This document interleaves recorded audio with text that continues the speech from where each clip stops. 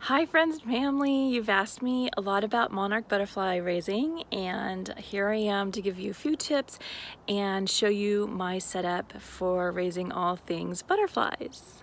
Full of plants. And you're probably wondering why I put them all on a table. Well, if you live in Southern California and you have a lot of flowers, then you probably have little rodents that love to eat them. So I put them all on a table and I use the tops of trash cans to make a barrier so rats can't get on the table and eat the plants, and they will totally destroy your garden, so it's a good idea to do it. Now, look who I just found. I was looking for eggs, but look what I found. I found a brand new caterpillar who's just come out of the cocoon a little bit ago. It's probably a day old. Now, normally if I found a larger caterpillar, I would take them into an outdoor hut, such as this one that I have right here. It was made for me by my partner Spencer, and we put the ones that are older in there because there are predatory wasps that lay eggs inside of the caterpillars, and when they hatch, they infect all of the rest. So this guy is pretty little and beautiful, and so I will bring him in with the other guys. I doubt that he's been infected yet. Don't worry if you couldn't see it on the film. They're super hard to see and they're very well camouflaged. As you can see, this one is super tiny. It's about a day old, like I said. An egg to show you on the leaves, but I went over the plants pretty thoroughly yesterday and I can't find any. That doesn't mean that they're not there and that I haven't missed them, but I can't find any right now. But I'll show you what to do when you come across a butterfly egg. Okay, let's go inside. So welcome inside to my caterpillar sanctuary. So where do we take this little guy? As you can see, I've got two mesh cages. One has taller growth plants in it and one has smaller. I separate the brand new babies from the older caterpillars just so they won't get eaten and their food won't get eaten.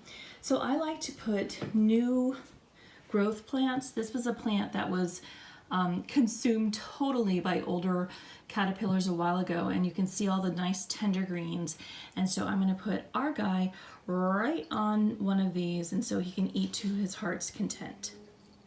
There's probably about 15 to 20 little caterpillars on these two plants right here.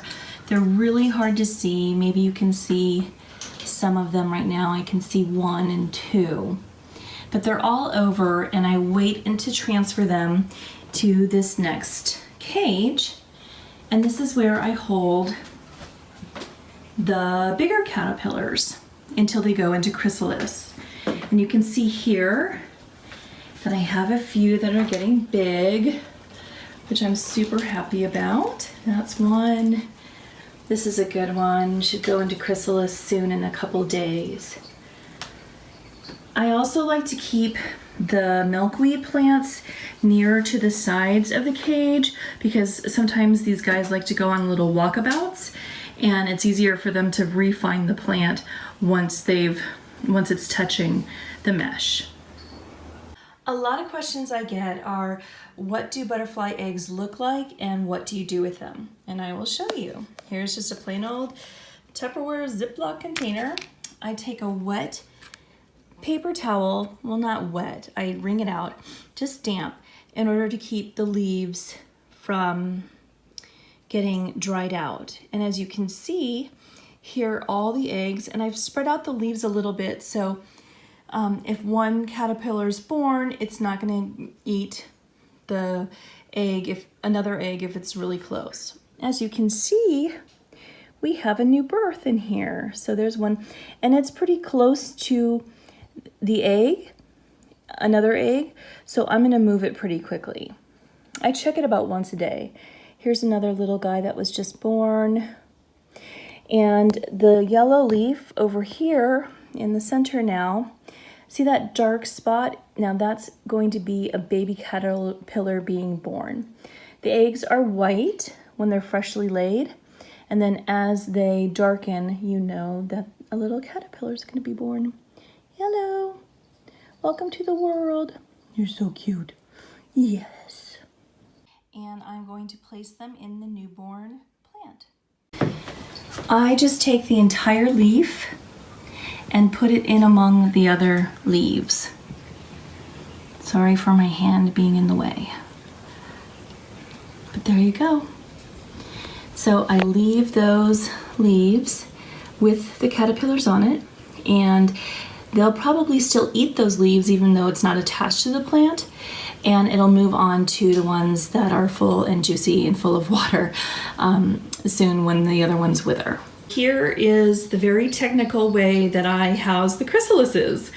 So you're going to need dental floss, and you take the dental floss and you make it into a sort of noose-like, and you put it at the top of the chrysalis. It will not hurt the chrysalis at all if you get it to the top.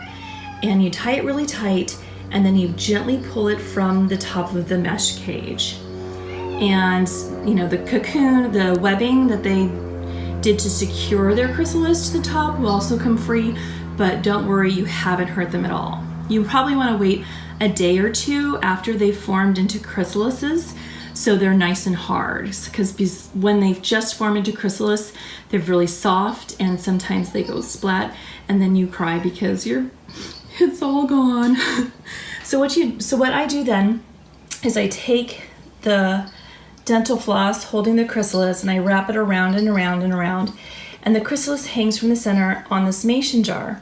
What's really important though too is to put branches at the bottom of your jar, because sometimes the chrysalis, they fall from the chrysalis when they come out of it, and if they fall and there's nothing there that they can grab onto, then their wings stick together and they die, and that is also very tragic. So hopefully you've enjoyed this video, and now you can see my very technical way that I harvest and help the monarch butterfly population.